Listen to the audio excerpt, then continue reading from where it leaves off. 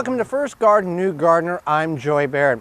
We're on our back porch or deck, whatever you want to describe it as, to show you that you do not physically have to have a garden to grow vegetables. Now, whether you're trying to grow a few or a lot, it dictates how the size is and how creative you may want to be in the following half of this growing season or planning ahead for next growing season.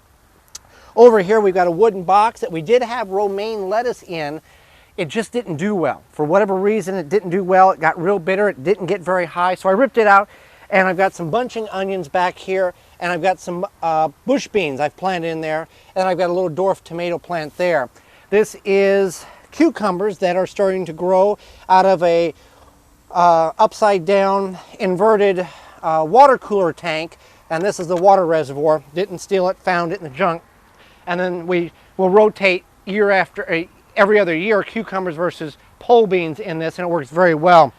This is a container here that we had our dwarf lime tree in for many years, and it got scales, so we had to remove it after trying to treat it and it didn't work.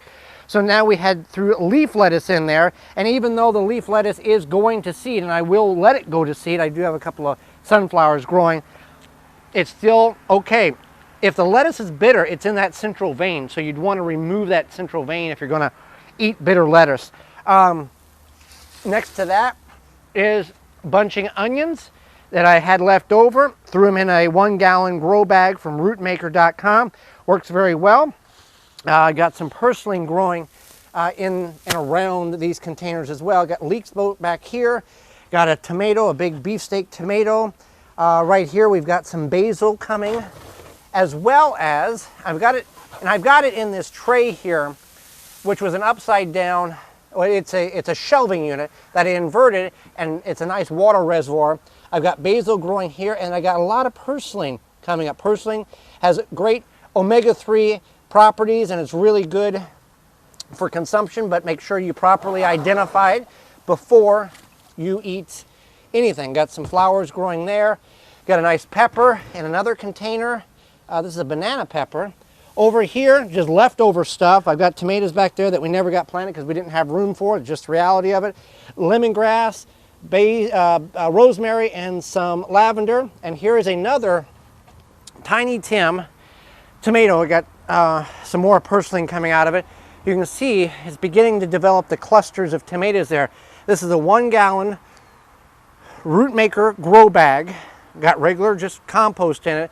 And it's the sturdiness of this tomato. They produce very prolifically. You can see up here all the flowers that it's going to put on. And it's going to go between them. They're going to get to the size between a marble, a regular marble, and a large marble. That's kind of the size in which they will develop. A couple more grow bags here from Rootmaker. We've got bush beans that are getting ready to develop. These could be harvested now. You don't want to wait until the bean gets extremely large in the pod, because it is telling the plant to not produce anymore because it's producing seed for the next generation, and it's difficult to consume. So we're gonna harvest those beans there. Got some beets here, and you can see more purslane developing along the base of that grow bag. And of course on top here we've got just a modge podge of different flowers to liven up the porch, to bring pollinators in. And as these get done, we deadhead them, and then we go ahead and allow the plant to develop more. So it's a very small area. However, you can grow a lot in a very small area if you're a little creative and utilize the space properly and the best of your ability. So something to think about whenever you're looking at opportunities to grow not only in the ground, but maybe you only have a balcony on your apartment or limited space on where you currently reside. Thanks for watching. I'm Joy Barrett. This has been First Garden, New Gardener. As always, remember to rate, subscribe, and comment. For more information, please visit thewisconsinvegetablegardener.com.